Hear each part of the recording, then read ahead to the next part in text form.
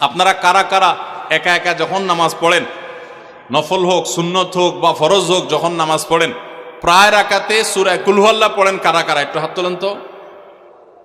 আচ্ছা, হাত নামান। খুশি হইয়া হাত তুলছেন, মনে করছেন প্রশংসা পাবেন।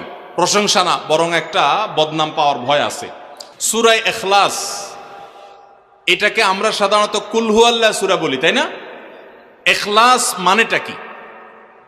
আমরা যেহেতু এই সূরাগুলো নামাজের মধ্যে সবচেয়ে বেশি পাঠ করি, ঠিক না বেঠিক? এই সূরাগুলো অর্থাৎ শেষের দিককার সূরাগুলো আমরা যেহেতু বেশি নামাজের মধ্যে পাঠ করি, এই সূরাগুলোর অর্থ যদি আমি জানি, ব্যাখ্যা যদি আমি জানি, তাহলে নামাজের মধ্যে মনোযোগ ধরে রাখা সহজ হবে। কারণ আপনি মুখে কি পড়তেছেন আপনি নিজে অর্থ বুঝেন না, মন্ত্রের মতো পাঠ করতেছেন। যদিও না বুঝে পড়লেও আপনি সওয়াব পাবেন, কিন্তু না বুঝে পড়লে তো আর এই কোরআনে আল্লাহ কি বলেছে এটা আপনি জানতে পারবেন না। না জানলে সে অনুযায়ী আপনি আমলও করতে পারবেন না। এই জন্য আমাদেরকে বুঝতে হবে। এই জন্য সূরা ইখলাস সম্পর্কে আমরা জানি। ইখলাস এই সূরার নাম, সূরার নাম হলো সূরাতুল ইখলাস বা ইখলাসের সূরা। ইখলাস শব্দের একটা অর্থ হলো পিওর করা, খাঁটি করা। তার মানে আমাদের ইবাদতটা শুধু আল্লাহর জন্য হবে, খাঁটি হবে, এখানে কোনো ভেজাল অন্য কারোর জন্য সেটা হবে না। আমাদের দোয়াগুলো সব শুধু আল্লাহর জন্য হবে, খাঁটি এবং ফ্রেশ ভাবে আল্লাহর জন্য নিবেদন করবো, সাথে আর কারোর সেখানে শরিক করব না। এই জন্য এই সূরার নাম ইখলাস, যে এই সূরার মধ্যে আল্লাহর ইবাদত, একত্ববাদ, তাওহীদ, এটাকে খাঁটি করবার নির্দেশ দেওয়া হয়েছে। আল্লাহর কোনো শরিক নাই, এই জন্য এটাকে সূরা ইখলাস বলা হয়েছে, খাঁটি করার সূরা, ঈমানকে বিশুদ্ধ করা, তাওহীদকে ঠিক করার সূরা। একইভাবে ইখলাসের আরো বিভিন্ন অর্থ এবং বিভিন্ন ব্যাখ্যা আছে, আমরা শুধু এটুকু বলি। এরপর আসা যাক সূরা কুল হুয়াল্লাহ। কেন আল্লাহ তাআলা এই সূরাটা নাজিল করলেন? কোরআনে কারীমের বিভিন্ন সূরা, বিভিন্ন আয়াত নাজিলের প্রেক্ষাপট আছে, যেটাকে শানে নুজুল বলা হয়। কেন এই সূরা আল্লাহ তাআলা আমাদেরকে দিয়েছেন, এ সম্পর্কে প্রিয় নবী সাল্লাল্লাহু আলাইহি সাল্লামের এক সাহাবী, তার থেকে একটি হাদিস বর্ণিত আছে। সেই হাদিসের আলোকে আমরা জানি যে মক্কার মুশরিকরা, মক্কার কাফিররা, অবিশ্বাসীরা, তারা প্রিয় নবী সাল্লাল্লাহু আলাইহি সাল্লাম যখন তাওহীদের দাওয়াত দিলেন, আল্লাহর পথে আসার দাওয়াত দিলেন, তারা বলল, মুহাম্মদ, আমরা তো সবার বংশ পরিচয় জানি। সেই যুগে মানুষ উটের পর্যন্ত বংশ পরিচয় জানতো, শিখতো। তো নবী সাল্লাল্লাহু আলাইহি সাল্লামকে তারা জিজ্ঞাসা করেছে, মুহাম্মদ, তোমার যে আল্লাহর কথা বলো, ঈমান আনার জন্য বলো, তোমার আল্লাহর বংশ পরিচয়টা একটু আমাদেরকে জানাও। মক্কার মুশরিকদের এরকম হাস্যকর দাবি শোনার পর প্রিয় নবী সাল্লাল্লাহু আলাইহি সাল্লামের প্রতি আল্লাহ তাআলা এই সূরা নাজিল করে তাদের এই প্রশ্নটা যে অবান্তর, আল্লাহ তাআলার যে কোনো বংশ পরিচয় নাই, আল্লাহর যে কোনো জন্মদাতা নাই, তিনি যে কোনো জন্মদাতার মুখাপেক্ষী নন, সে বিষয়টাকে আল্লাহ তাআলা বিশদভাবে এই সূরাতে বিবৃত করেছেন, বর্ণনা দিয়েছেন। এই জন্য ওই প্রেক্ষিতে এই সূরাটা নাজিল হয়েছে। কোন উলামা ইকরাম, কোন মুফাসসিরগণ অবশ্য ভিন্ন আরো একাধিক কথাও বলেছেন। তবে এটি সবচেয়ে প্রসিদ্ধ এবং বেশিরভাগ মুফাসসিরদের মত এটি যে সূরা ইখলাস, কুল হুয়াল্লাহ সূরা নাজিল হয়েছে মক্কার মুশরিকরা প্রিয় নবী সাল্লাল্লাহু আলাইহি সাল্লামের কাছে আল্লাহর বংশ পরিচয় জানতে চাওয়ার মতো মূর্খতাসুলভ প্রশ্ন করেছে। সেই প্রশ্নের জবাবে এই সূরায় আল্লাহ রাব্বুল আলামিন বিস্তারিত বিবরণ দিয়েছেন। এবার আসুন আমরা এই সূরায় কি বলেছেন আল্লাহ রাব্বুল আলামিন সে বিষয়ে জানবো, এবং সেই সাথে এই সূরাটার বিশেষ ফজিলত আছে। সূরা ইখলাসের আবার স্পেশাল ফজিলত আছে, কি সেটা আমরা জানবো ইনশাআল্লাহ তাআলা। আমরা প্রথমে আসুন সূরার অর্থ আমরা জেনে নেই। কুল হুয়াল্লাহু আহাদ। আমার সাথে সাথে আপনারা বলেন, কুল হুয়াল্লাহু আহাদ, আল্লাহুস সামাদ, লাম ইয়ালিদ ওয়া লাম ইউলাদ ওয়া লাম ইয়াকুল লাহু কুফুয়ান আহাদ। কুল হুয়াল্লাহু আহাদের অর্থ হলো বলুন। কুল মানে বলুন। এই কুলটা বড় কাফের কুল। আমরা অনেকে কয় রস্যকার কুল ও কুল, বড়ই লিখতে যে কুল লিখি আমরা ওই রকম বলি। এই কাফটা ভেতর থেকে আসবে। কুল কুল কুল বললে তার অর্থ হবে বলো। আর যদি ছোট কাফের কুল অর্থাৎ বাংলা করস্যকার কুল ও কুল লিখি যে আমরা ওরকম কুল যদি বলেন, আরবিতে তার অর্থ হলো খাও। একটা হলো বলো, আরেকটা হলো খাও। অর্থের মধ্যে বেশ কম আছে না নাই? অনেক বেশ কম। কোথায় খাওয়া আর কোথায় বলা। এই জন্য এই কফটাকে একটু শুদ্ধ করার চেষ্টা করতে হবে। কুল ভিতর থেকে, কুল কুল হুয়াল্লাহু আহাদ। এর অর্থ কি? কুল মানে বলুন।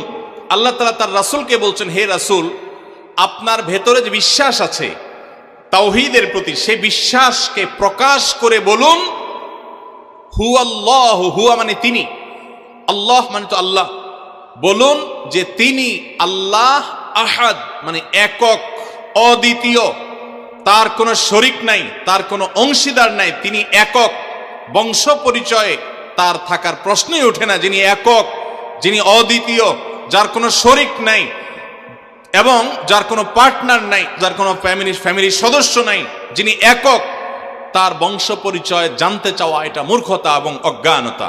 এজন্য আল্লাহ রাব্বুল আলামিন জানিয়েছেন, কুল হুয়াল্লাহু আহাদ, বলে দিন তিনি আল্লাহ যিনি একক, আল্লাহুস সামাদ, আল্লাহ হলেন সমাদ। সমাদ শব্দের অর্থ হলো যে তিনি হলেন সেই মহান সত্তা, সবাই যার কাছে মুখাপেক্ষী, তিনি কারোর কাছে মুখাপেক্ষী নন।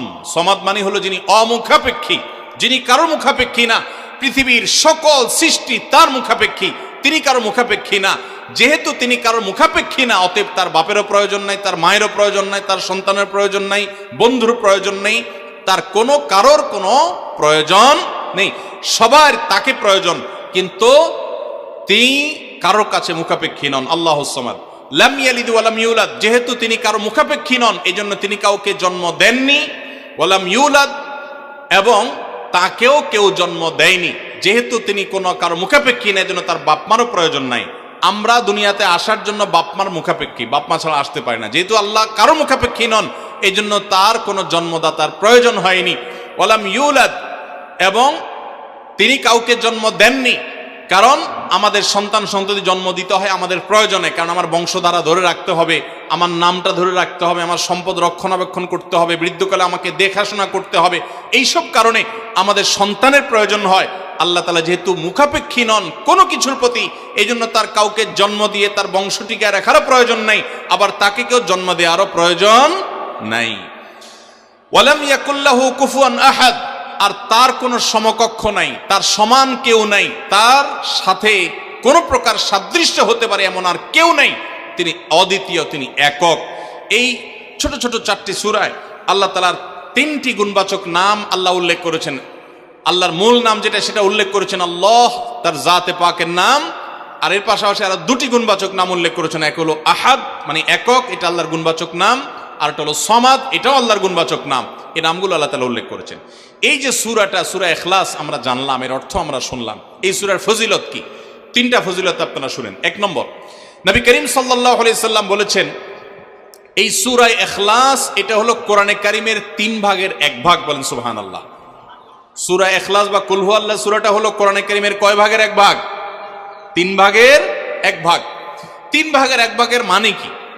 এই সম্পর্কে কোন কোন তাফসীরবিদগণ বলেছেন, এর মানে হলো গোটা কোরআনে আল্লাহ তাআলা মৌলিকভাবে 3টা বিষয়ের আলোচনা করেছেন। কয়টা বিষয়? এই পুরা কোরআন জুড়ে আল্লাহ তাআলা আলোচনা করেছেন কয়টা বিষয়ে? 3টা বিষয়। নাম্বার 1 তাওহীদ, একত্ববাদ, ঈমান সম্পর্কে। নাম্বার 2 আখবার, বিভিন্ন জাতি গোষ্ঠীর ইতিহাস আল্লাহ এখানে আলোচনা করেছেন। নাম্বার 3 এই কোরআন আল্লাহ তাআলা আলোচনা করেছেন আহকাম বা বিধিবিধান। ঈমানটা মানুষের, বিশ্বাসটা মানুষের সবচেয়ে গুরুত্বপূর্ণ। বিশ্বাস মানুষকে পরিচালনা করে, জন্য কোরআনে এটার আলোচনা সবচেয়ে বেশি। এরপর ইতিহাসের আলোচনা মানুষের অনেক বেশি প্রয়োজন শিক্ষা গ্রহণ করবার জন্য পূর্বের ঘটনাবলী থেকে, সেজন্য সেগুলোও আছে। আর 3 নম্বর বিধিবিধান, মানুষ কিভাবে চললে কোন দিকে গেলে লাভ হবে, কোথায় গেলে ক্ষতি হবে, সে হালাল হারামের বিবরণ কোরআনে আছে। 3টা বিষয়ের আলোচনার মধ্যে একটা হলো তাওহীদ বা ঈমান। এই সূরা ইখলাস এমন একটা সূরা কোরআনের, এই একটা সূরাতে পুরা সূরার 4টা আয়াতের সবগুলো আয়াতে শুধু ঈমান সম্পর্কে, শুধু আল্লাহর জাত সম্পর্কে বলা আছে। বলেন সুবহানাল্লাহ। ভাইরা আমার, এই সূরা ইখলাস বা সূরা কুল হুয়াল্লাহ এটা কোরআনে কারীমের 3 ভাগের 1 ভাগ। এটার একটা ব্যাখ্যা। আরেকটা ব্যাখ্যা হলো, কোরআনে কারীম যদি কেউ পুরাটা পড়তে পারে, যে পরিমাণ সওয়াব সে লাভ করবে। শুধু কুল হুয়াল্লাহ সূরা যদি একবার পাঠ করে, কয়বার? একবার যদি পাঠ করে, কোরআনে কারীমের 3 ভাগের 1 ভাগ তেলাওয়াত করার সওয়াব আল্লাহ তাআলা ওই ব্যক্তিকে দান করেন। তাহলে যদি কেউ 3 বার পাঠ করে, তাহলে এখান থেকে বোঝা যায় যে আল্লাহ তাআলা তাকে পুরা কোরআন একবার তেলাওয়াতের সওয়াব দান করবেন। পুরা কোরআন কষ্ট করে তেলাওয়াত করলে সেটার যে মর্যাদা হবে সেটা অবশ্যই ভিন্নতর। কিন্তু 3 কুল সূরা ইখলাস এটাকে 3 বার পাঠ করলে আল্লাহ রাব্বুল আলামিন কোরআনে কারীমের পূর্ণাঙ্গ কোরআন তেলাওয়াতের সওয়াব পাবেন বলে অনেক উলামা ইকরাম, মুহাদ্দিসিন ইকরাম বলেছেন এই হাদিসের আলোকে। এটা হলো এর দ্বিতীয় ফজিলত। প্রথম ফজিলত। দ্বিতীয় ফজিলত হলো, আমাদের প্রিয় নবী সাল্লাল্লাহু আলাইহি ওয়াসাল্লামের সময় তিনি এক দলকে একটা অভিযানে পাঠিয়েছেন। তাদের মধ্যে যিনি ইমাম সাহেব ছিলেন, ওই আল্লাহর বান্দা প্রত্যেক নামাজের মধ্যে যে কোনো সূরা পড়তেন, যে কোনো কেরাত পড়তেন, শেষে সূরা ইখলাসটা অবশ্যই পাঠ করে তারপর রুকুতে যাইতেন। এখন সাহাবীদের মধ্যে একটা প্রশ্ন দেখা দিল যে এই লোকটা প্রত্যেক রাকাত নামাজে সূরায়ে ফাতিহা আলহামদু সূরা পাঠ করার পর যেই সূরাই পড়েন, যেই কেরাতই পড়েন, সাথে আবার কুল হুয়াল্লাহটা কেন পড়েন? আমরা তো নবী সাল্লাল্লাহু আলাইহি ওয়াসাল্লাম কিরম করতে দেখি নাই। তখন সাহাবীরা এসে নবী সাল্লাল্লাহু আলাইহি ওয়াসাল্লামকে জিজ্ঞাসা করলেন, ইয়া রাসূলুল্লাহ, আমাদের ইমাম সাহেব যাকে আমাদের সাথে আপনি দিয়েছেন, যিনি আমাদের সাথে আসেন, এই ব্যক্তি প্রত্যেক রাকাতে অন্য যা পড়ুক আর না পড়ুক এই কুল হুয়াল্লাহ সূরাটা উনি পড়ে, এটা উনি ছাড়ে না, এর কারণটা কি? তখন নবী সাল্লাল্লাহু আলাইহি ওয়াসাল্লাম জিজ্ঞাসা করলেন ওই ব্যক্তিকে যে তুমি কেন এই সূরা পাঠ করো? অবশ্যই অবধারিতভাবে সূরা ফাতিহা না প্রত্যেক রাকাতে ফিক্সড, অন্য কোনো সূরা তো ফিক্সড না, তুমি অন্য যাই পড়ো সাথে প্রত্যেক রাকাতে কুল হুয়াল্লাহ দিয়ে শেষ করে তারপর রুকুতে যাও কেন? তখন সে সাহাবী বলেন, ইয়া রাসূলুল্লাহ, আমি কেন পড়ি? কারণ কোরআনে কারিমে এই একটা সূরা, সূরা ইখলাস বা কুল হুয়াল্লাহ সূরাটা একমাত্র সূরা যেই সূরার শুরু থেকে শেষ পর্যন্ত সবগুলো আয়াতে শুধু আমার আল্লাহর কথা বলা আছে। কোরআনের অন্য কোনো সূরা এমন নাই যেই সূরার শুরু থেকে শেষ পর্যন্ত পুরো সাবজেক্ট আগা টু গোড়া পর্যন্ত সবগুলো বিষয়, সবগুলো আয়াতে শুধুমাত্র আল্লাহর পরিচয় দেওয়া হয়েছে এমন আরেকটা সূরা নেই। যেহেতু এখানে শুধু আল্লাহর কথাই বলা হয়েছে, এই জন্য এই সূরাকে আমার অনেক বেশি পছন্দ হয়, এই জন্য এই সূরাকে অনেক বেশি আমি ভালোবাসি। আমার আল্লাহর আলোচনা এখানে, অন্যান্য সূরাতে কোথাও ইতিহাস, কোথাও হালাল হারাম, কোথাও বিধিবিধান, কোথাও অন্যান্য আলোচনা আছে, কিন্তু এই সূরায় শুধু আমার আল্লাহর কথা বলা আছে। এই জন্য আল্লাহর মহব্বতে এই সূরাকে আমি অনেক ভালোবাসি, কুল হুয়াল্লাহ সূরাকে। নবী করিম সাল্লাল্লাহু আলাইহি ওয়াসাল্লাম তখন বলেছেন, তোমার এই ভালোবাসার কারণে আমার কাছে ওহী আল্লাহ পাঠিয়েছেন যে আল্লাহ তাআলা তোমাকে স্পেশালি ভালোবাসেন। এবং অন্য বর্ণনায় আসছে নবী সাল্লাল্লাহু আলাইহি ওয়াসাল্লাম বলেছেন, হুব্বুকা ইয়াহা ইউদখিলুকাল জান্নাহ, তুমি এই সূরাকে যে ভালোবাসো, এই ভালোবাসার কারণে আল্লাহ তাআলা তোমাকে জান্নাতে প্রবেশ করাবেন, সে ওয়াদা করেছে। অতএব ভাইরা আমার, সূরা ইখলাস বা কুল হুয়াল্লাহ সূরাকে স্পেশালি আমরা মহব্বত করব, ঠিক আছে না ইনশাআল্লাহ? এই সাহাবীর পাশাপাশি মদিনায় আরেক সাহাবী, তিনিও ইমামতি করতেন এবং ইমাম হিসাবে দায়িত্ব প্রাপ্ত ছিলেন নবী সাল্লাল্লাহু আলাইহি ওয়াসাল্লাম তরফ থেকে, তিনিও একই কাজ করতেন। তার ব্যাপারে নবী সাল্লাল্লাহু আলাইহি ওয়াসাল্লামের একই রকমের জবাব দেওয়ার কথা আমরা হাদিস থেকে জানতে পারি। সেখান থেকে সূরা ইখলাসের মর্যাদা বোঝা যায়। আমরাও অনেকে সূরা ইখলাস প্রায় রাকাতে পড়ি, আছে না নাই? আপনারা কারা কারা একা একা যখন নামাজ পড়েন, নফল হোক, সুন্নত হোক বা ফরজ হোক, যখন নামাজ পড়েন প্রায় রাকাতে সূরা কুল হুয়াল্লাহ পড়েন? কারা কারা একটু হাত তোলেন তো। আচ্ছা, হাত নামান। খুশি হয়ে হাত তুলছেন, মনে করছেন প্রশংসা পাবেন। প্রশংসা না, বরং একটা বদনাম পাওয়ার ভয় আছে। হাতটা তোলাইছি আমি, আপনারা মনে করছেন সবসময় হাত তুললেই শুধু জিতা যায়। দেখেন, যারা সূরা ইখলাসকে মহব্বত করে, এই যে ঘটনা আমরা শোনালাম নবী সাল্লাল্লাহু আলাইহি ওয়াসাল্লাম, এটা জেনে যে আমার আল্লাহর আলোচনা আছে এই সূরায়, অন্য কোনো আলোচনা নাই, আল্লাহর পরিচয় উল্লেখ করা আছে, আল্লাহর বৈশিষ্ট্য এবং ক্ষমতার উল্লেখ আছে, সেই মহব্বতে যদি কেউ সূরা ইখলাসকে মহব্বতের সাথে ধীরে ধীরে পড়ে, তাহলে তো তিনি অবশ্যই আল্লাহর কাছে বিশেষ মর্যাদা পাবেন। ওই সাহাবীর মতো আল্লাহর ভালোবাসা পাওয়ার সম্ভাবনা জোরালো।